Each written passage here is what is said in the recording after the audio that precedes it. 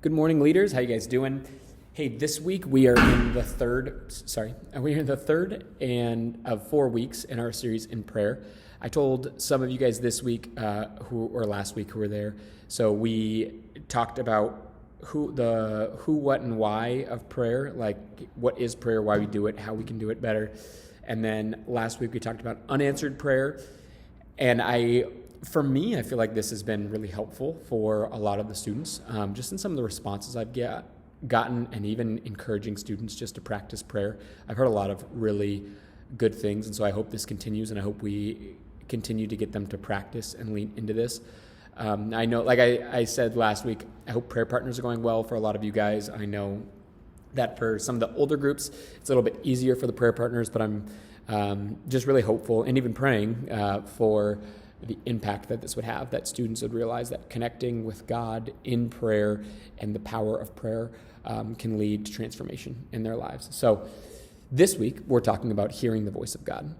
Now, and next week will be a Q&A. So again, as you've kind of been hearing certain questions or questions that might not be answered about prayer, continue to write those down, because I'm going to get Q&A from you guys, from your students, so you can approach this. I haven't written the leader questions yet. I'm going to start those soon. But I just want to take some time with this video and talk a little about answering the voice of God, or hearing the voice of God in your life. So this is a funny topic, because I don't think there's a necessarily super black and white answer for hearing the voice of God in your life. There are ways that you can hear the voice of God in your life. Like, it can be through scripture, it can be through wise counsel, mentors, leaders, wise friends, people that care about you. And then it can also be through, a myriad of other things, like, signs that keep popping up in your life that feel like things that are supposed to show up, closed doors, open doors, random opportunities. There's just so many different things where God can be speaking to you, showing something to you, revealing to you something, and how we listen and how we respond, I think is really important. But again, it's confusing because it's not going to be the same for all of us. And how do we know if it's actually God communicating something to us, or just a weird feeling that we had that just was like nonsense? And that's what's tricky. That's what's hard to decipher. And so what I want to encourage you guys is to lean in to students and share with them times like you felt God communicating something to you in your life, and how you listened and how you responded. Now, here's what I want to encourage you guys. For some of you, students might ask you, well, how can you hear the voice of God in your life? And your honest answer right now, you might be hearing me talk and you're like, I have no idea. And here's what I want to encourage you. Give your students that answer. I think sometimes, and I'm guilty of this, especially being a pastor, is people will ask me an answer, and if I'm not certain about the answer, I'll be like, well, I'm supposed to have a good answer for them. So I'll try an answer, and a lot of times I'll end up giving them an unhelpful, or an answer that just leads them nowhere, or is not beneficial, or whatever it is, when sometimes a gift I can give the student is just saying, like, I don't know the answer to this question, but let's try and figure this out together.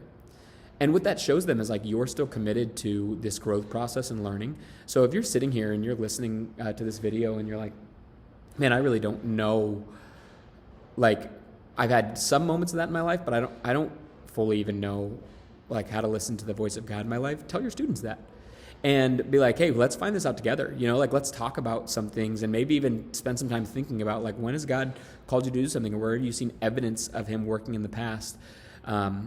And it's just like little things. Like, sometimes it can be a big thing, like me moving out to Minnesota was one of the bigger moments in my life, where it's like I, over a period of a year, kind of slowly felt God's pull in this direction. There might be smaller things like this series. I've been learning a lot about prayer in my own life, and it's been evident in these lessons, and these things keep popping back up, and I've had people ask me about it, and I've had certain conversations about it, and all of a sudden I'm like, man, I really feel like we need to do a series on prayer and, like, make students aware of this. And maybe that's just like I teach on my passions, so, like, there's part of that, but I also feel like there's a little bit of God's prompting and voice in that, of like him leading me on a journey of prayer, so that I can teach students and talk about this topic. So again, listening to the voice of God in your life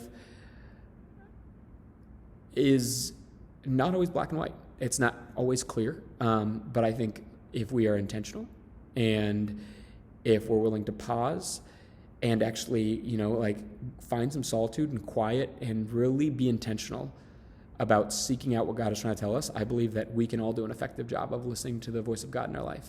And I'm going to share this with students, but I've heard this before where everyone, I feel like especially churches and a lot of young Christians are obsessed with this idea of revival, where it's like, oh, we're going to get all these people, there's going to be long meetings, long prayer meetings and all this worship and whatnot. And everyone's just like, we're going to have this great spiritual revival. And I'm not out here chasing revival or anything like that. I just want students who are following Jesus and to be discipled. And ultimately, revival is a mass turning of people from their own ways to Jesus. But students, imagine if we got even 40 to 50% of our students actively praying and listening to the voice of God. That they were praying for other people at their schools, that they're going out in prayer, thinking about them, praying for them, and looking for opportunities to share with them. And then they're listening for the voice of God in their life. If we got 40 or 50% of our students doing that, I feel like that's what revival is, honestly. And I'm not trying to say this as we're going to create revival here, but it's if we teach our students to be in step with God and in step with the Spirit, in such a large portion of people, if we got 100 students doing that, I think that's where revival begins, So, and I'm not even, like I said, I'm not chasing that or seeking that, but if we want to see a spiritual difference and a spiritual awakening in this area and in these students, I think it begins with prayer. So let's push them into that, encourage them in that, and hopefully teach our students and even ourselves learn about how we can hear the voice of God in our own life. Excited for this week, and I'll see you guys on Wednesday.